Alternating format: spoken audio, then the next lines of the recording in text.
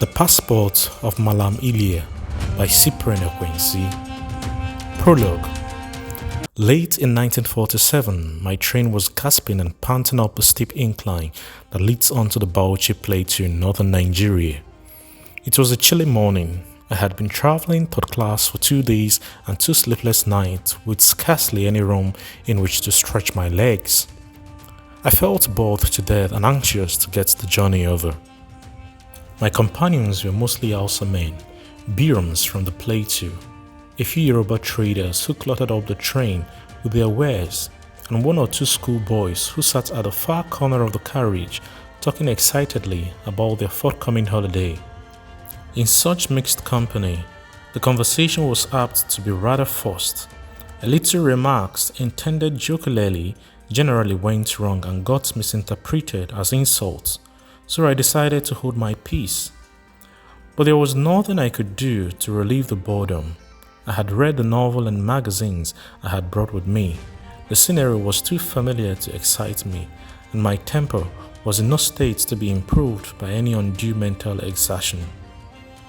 As I sat staring before me, the man seated opposite me did a most unexciting thing. He took out a bag from under his seat and, fumbling in it, brought out a small flat blue book. He looked at it smilingly for a time and then put it back into the bag and continued to stare out of the carriage window. There was nothing unusual in this. The book was his, and presumably he had paid his fare. But my attention had been drawn to his face, and for the first time since the journey had begun, I really noticed it. It was the face of an old man, bearded, with weak eyes from which the tears ran down freely. Even in a sitting posture, it was easy to see that he was very bent and his limbs were shrunk. What struck me particularly was the man's uncleanliness. He was very dirty. His hands were cracked by the harmattan, that cold dry wind that corrodes everything lying between the Sahara and the Gulf of Guinea. His clothes were grey with dirt. His face looked unwashed. And yet, that book he had gloated over was a passport. I wondered by what freak of circumstance such an insignificant-looking man could have come by an authority requesting all concerned in the name of His Britannic Majesty to allow my companion to pass freely and without less a hindrance, and to afford him every assistance of which he may stand need. In my boyish imagination, a man who owned such a valuable document could not look like this. Why? It did not seem to me that he could even read or write down his name. I was so intrigued by the situation that my impulse suggested I asked him a question. I was still debating in my mind what course to take when someone interrupted me. "Hello, Hassan," he said. "Going to the land of the tin mines?" I looked up into the face of a dark-complexioned man in a dirty brown coat. His face was familiar, but for the moment I was too irritated by his intrusion to recall his name. "I am sorry," I said coldly. "I don't know you." He smiled rather shyly and went on to recount my past life. "Don't you remember how we used to play together at Jeba, near Juju Rock? Don't you remember the day you left for college? How you were weeping for your mother, and Captain Plowman, our education officer, pacified you and gave you 1 bright new shilling? Don't you?" "I don't," I cut in, which was a lie. "Sorry then, I just thought if you were going to the mines, maybe you could help me land a job." I remembered him now. His name was Kofi. He used to tell us fantastic stories of the days when the first white men arrived in Nigeria. He could not be over 40, but his imagination so illumined these stories that for us they became real. I had heard enough of these tales some 10 years ago and was in no mood now to recall them or to give an eye to fresh boastings. I ignored him and turned my thoughts again to the old man. I addressed him in Hausa with the respect his age demanded. "Greeting," I said. "I pray all is well with you on this journey." The Malam, a man of some education and standing, looked up at me and his eyes widened with surprise, as if he were not quite certain whether after 2 days' silence he had heard me address him. I hastened to reassure him by adding, "I see that the Malam has traveled far." "It is even so," he admitted. His voice was hoarse with a cold, and with disuse he wept freely. "I have indeed traveled far." "Mecca?" I asked, recalling that the holy city was a favorite tourist spot. "Yes, Mecca and beyond." He looked out of the window as if the interview gave him some pain, and for a moment I studied silently. He was indeed travel-worn. His clothes were in tatters, and it must have been weeks since his beard had seen a razor. Even the small cap beneath his turban was visibly frayed. Kofi Usuma was striving to distract my attention with tales of his own misfortunes and asked me openly what chances he had of getting a job in the mines. I told him that was a question for the mining engineer and once again faced the old man. "What did you do in Mecca?" I asked. "I went to pay homage," he said. "Yes, and beyond?" "I was with the army, among other things. I was their doctor." "You were an army doctor?" He smiled toothlessly.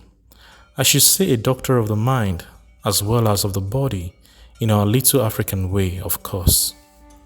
"I understand," I said. "They came to you with their problems, both mental and physical, and then you advised." "A kind of medicine man," he explained. "That passport I saw just now." "Oh, that. I got that in 1927. It's 20 years old now, isn't it? Odd how time flies." "Yes," I said. He nodded. 20 years. But Allah be praised, those years were not wasted. I nearly missed him. "Missed him? Who?" He gave a guilty start and glanced about him. "I beg for mercy, Malam." I was talking to myself. Would you like to see the passport? I was still rather puzzled as I watched him bring it out and open it to the page containing the photograph. There was certainly no resemblance between him and the man in the photograph. While the one was young and virile, the other was old and decrepit.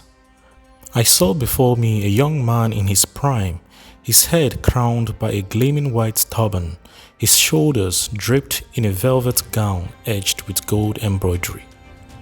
"You've changed a lot," I remarked.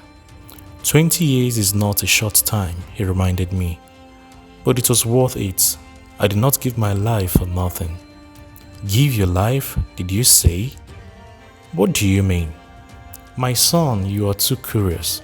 First, you want to see the passport, and now you must know what I am talking about." "A student is naturally a curious man," I told him. "Spare me the pain," he begged. "My breath is poor, I cannot talk." He looked over his shoulder like a thief inside a strong room, and his voice sank low. "Look at this," he said and lifted his dirty robe. I nearly screamed at what I saw. Beneath his robe, just under the heart, was a long, deep flesh wound. It has stopped bleeding and the cloth has stuck to its corners. The old man quickly covered up the wound and smiled thinly at me. "I cannot talk much, you see," he panted. "It will soon be over. I have also taken some of this." He showed me a white powder, just to make quite sure. I don't know what the English call it, but when I was in charge of the army medical supplies, they told me that as much as will lie on a sixpence will kill a man in about 18 hours. He began to cough desperately. When he had regained control of himself, I asked him, "But why all this?" "Nothing," he said, shrugging his shoulders. "I just want to die." I was at a loss to know what could justify this double attempt at suicide. He was coughing again and I looked at the passport. It described him as Mallam Alhaji Ibrahim Lia, a man 5 feet 6 inches tall, with no tribal mark on his face, a man born in 1882 and traveling to Mandara, Mara and Fort Lamy for trade.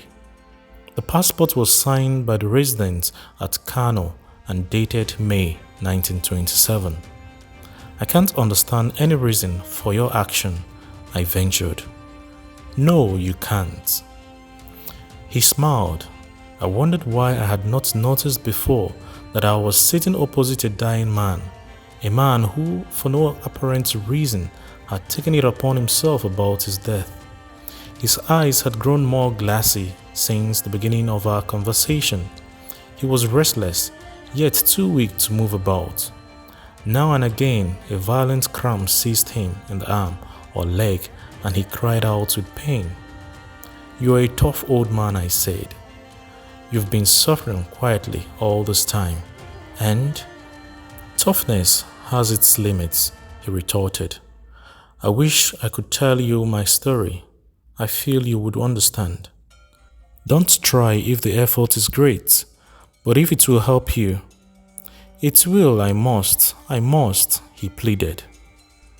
There were times when he appeared quite normal, but his pulse was very low and his voice almost inaudible, so that often I had to guess and suggest and gesticulate before a nod of his grey head told me that I had got his meaning right.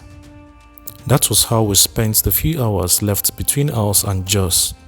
Towards the end, Mallam Ilia became very emotional, and I had to remind him that the time was short and that if he excited himself unduly, he might never complete his tale. About 20 miles from Jos, he closed his eyes and invited me to go over the notes I had made on odd bits of paper so that he might be sure I had missed nothing. Below is what I recorded up to that time. The original was perhaps not quite as coherent as what follows, but the tale is, in essential, what Mallam Ilia recounted to me, and I have as far as possible preserved his personal touch, for that grand old man was a great storyteller and a devout follower of the Prophet.